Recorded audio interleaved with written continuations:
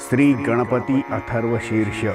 ॐ भद्रं कर्णेभिः शृणुयाम देवाः, भद्रं पश्येमाक्षभिर्यजत्रः, स्थिरैरङ्गैस्तुष्ट्वांसस्तनूभिः व्यशेम देवहितं यदायुः।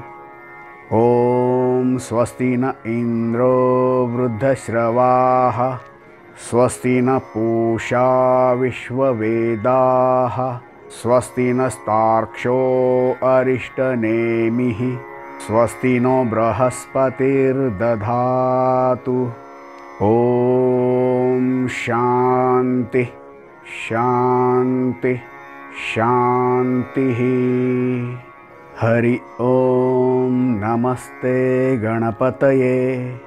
त्वमेव प्रत्यक्षं तत्त्वमसि, त्वमेव केवलं कर्तासि, त्वमेव केवलं धर्तासि, त्वमेव केवलं हर्तासि, त्वमेव सर्वं खल्विदं ब्रह्मासि, त्वं साक्षातात्मासि नित्यं।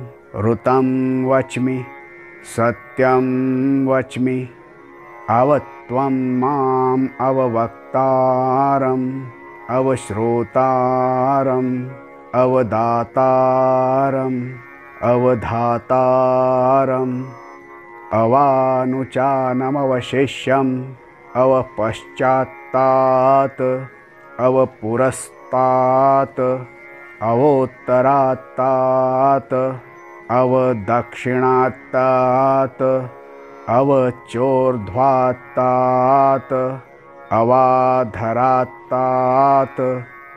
सर्वतो मां पाहि पाहि समन्तात्।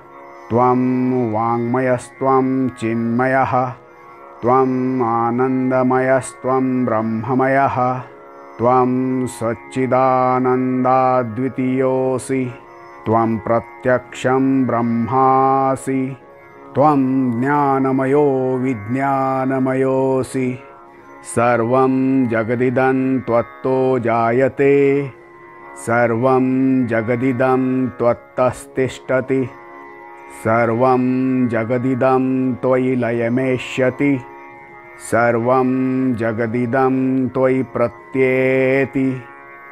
त्वं भूमिरापो नलो निलो नभः, त्वं चत्वारि वाक्पदानि, त्वं गुणत्रयातीतः, त्वं देहत्रयातीतः, त्वं कालत्रयातीतः, त्वं मूलाधारस्थितोऽसि नित्यं, त्वं शक्तित्रयात्मकः, त्वां योगिनो ध्यायन्ति नित्यं।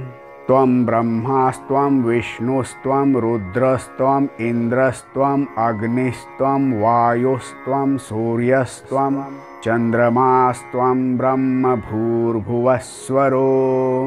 गणादिं पूर्वमुच्चार्य वर्णादिं तदनन्तरम् अनुस्वारः परतरः अर्धेन्दुलसितं तारेण रुद्धम्। एतत्तव मनुस्वरूपं। गकारः पूर्वरूपम्, अकारो मध्यमरूपम्, अनुस्वारः श्रान्त्यरूपम्, बिन्दुरुत्तररूपम्, नादः सन्धानं संहिता सन्धिः।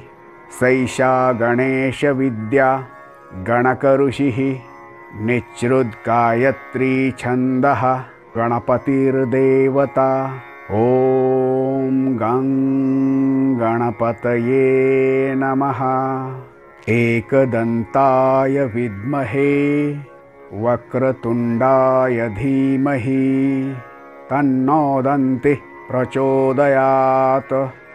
एकदन्तं चतुर्हस्तं पाशमङ्कुशधारिणं, रदं च वरदं हस्ते बिभ्राणं मूषकध्वजं, रक्तं लम्बोधरं शूर्पकर्णकं रक्तवाससं।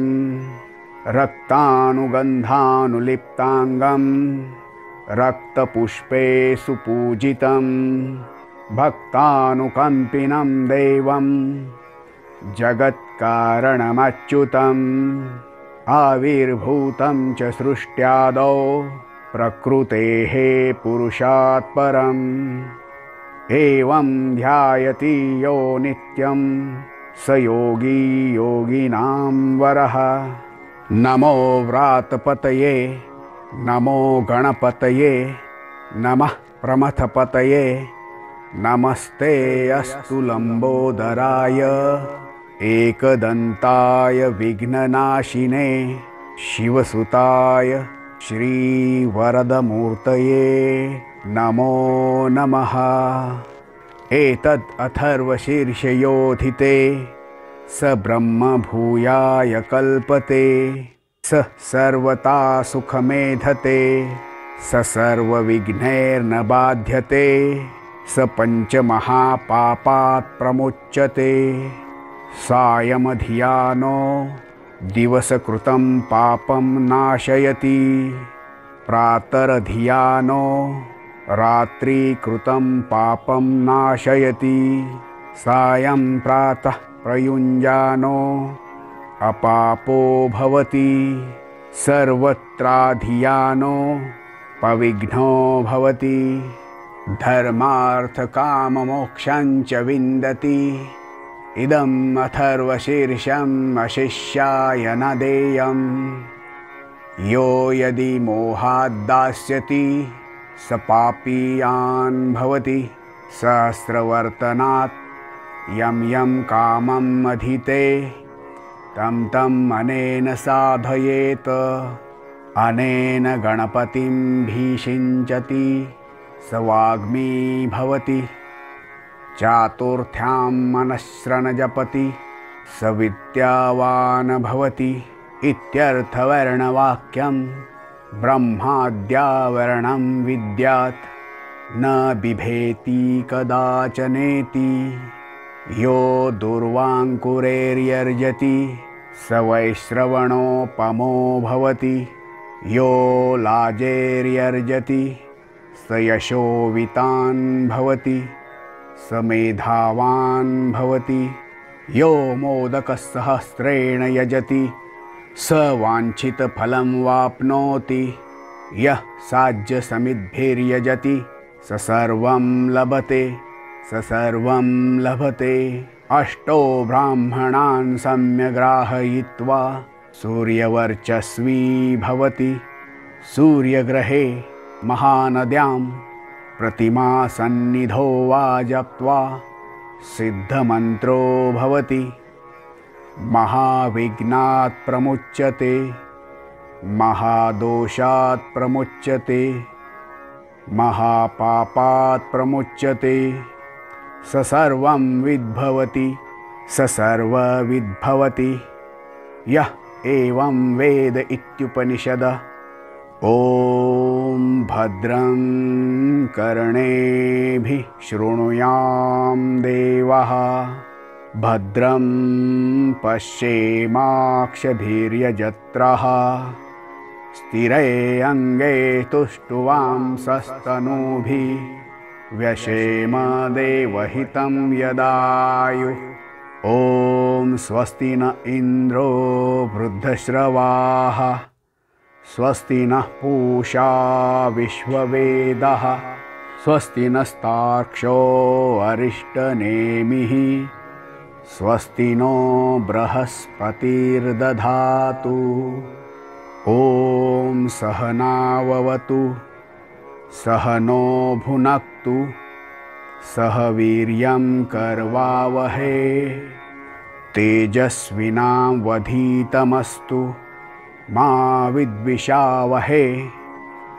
ॐ शान्ति शान्ति शान्तिः।